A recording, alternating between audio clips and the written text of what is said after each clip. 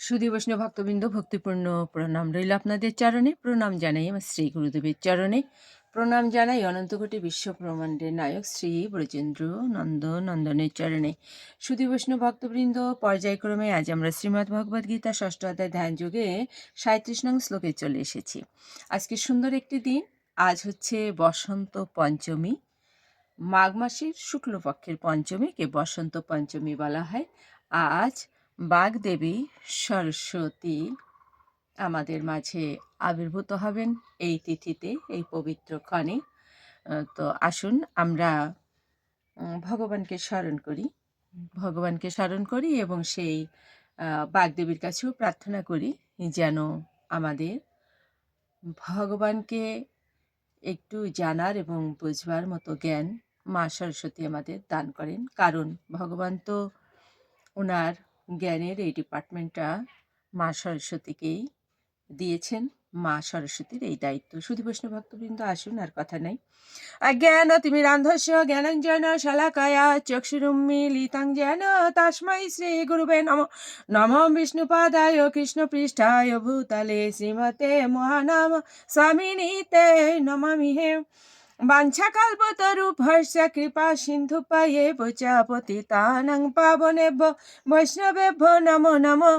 গুরু কৃপা হি কেবলম, গুরু কৃপা হি কেবলম, গুরু কৃপা হি কেবলম। ওম শ্রী পরমাত্মনে নমঃ। ওম শ্রীমদ্ ভগবতে শ্রীগীতায় নমঃ। নারায়ণং নমস্কৃত নারং চৈব নরোত্তমং দেবীং সরস্বতীং ব্যাসং ততো জয়মুদীরয়েৎ। মুখং করোতি বাচালং পঙ্গং লঙ্ঘয়েতে গিরিম यत्कृपातमहं वन्दे परमानन्दमाधवम्। ओम नमो भगवते वासुदेवाय, ओम नमो भगवते वासुदेवाय, नमो भगवते वासुदेवाय। श्रीमद्भगवते श्रीगीताय नमः, श्रीगीताय नमः, श्रीगीताय नमः। श्रीमद्भगवद्गीता षष्ठ अध्याय ध्यान योग। अर्जुन उवाच अयतिः श्रद्धया उपेताः योगात् चलति मानसः अप्राप्य योग संसिद्धिं কাম গতিম কৃষ্ণ গচ্ছতি।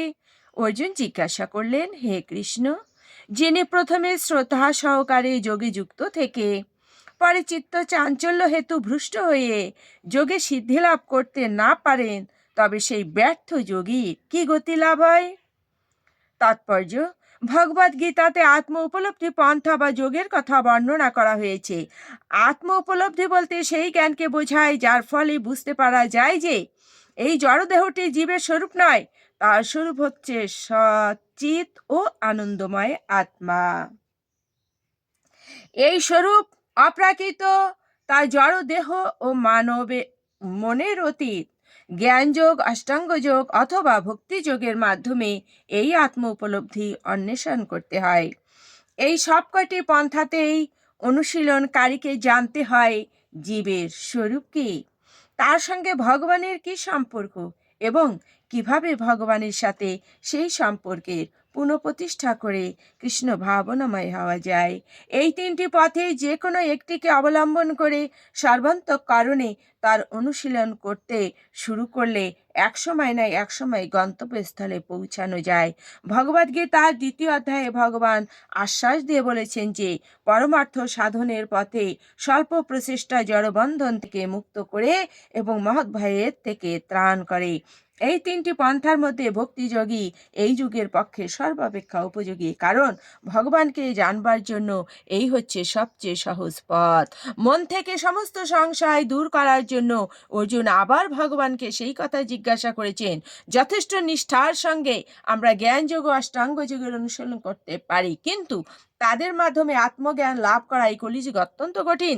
তাই ঐকান্তিক চেষ্টা থাকলেও সিদ্ধিলাভ নাও হতে পারে, নানা কারণে তার পদলঙ্ঘন ও হতে পারে। সর্বপ্রথমে কেউ হয়তো যথেষ্ট গুরুত্বের সঙ্গে পন্থাটি অনুশীলন নাও করতে পারে।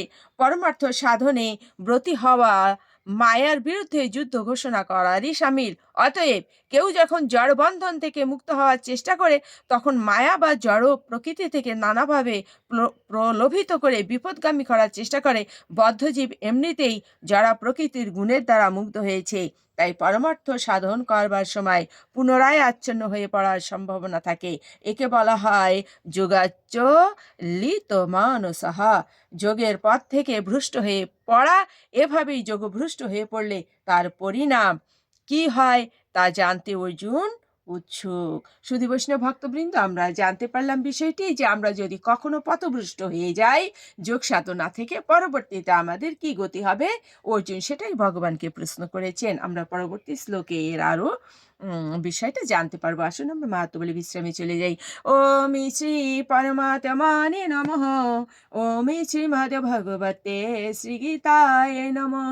গঙ্গা গীতা চ সাবিত্রী সীতা সত্তা পতিব্রতা ব্রহ্মাবলীর ব্রহ্মবিদ্যা ত্রিসন্ধ্যা মুক্তি গেহিনী অর্ধমাত্রা চিতানন্দা ভবগ্নিভ্রান্তি নাশিনী বেদোত্রয়ী পরানন্দা তত্ত্বার্থ জ্ঞান মঞ্জুরি। ওম তৎসৎ। ওম নমো ভগবতে বাসুদেবায়। শ্রীমদ্ ভগবতে শ্রীগীতায় নমঃ। ওম শান্তি, ওম শান্তি, ওম শান্তি, শান্তি শান্তি।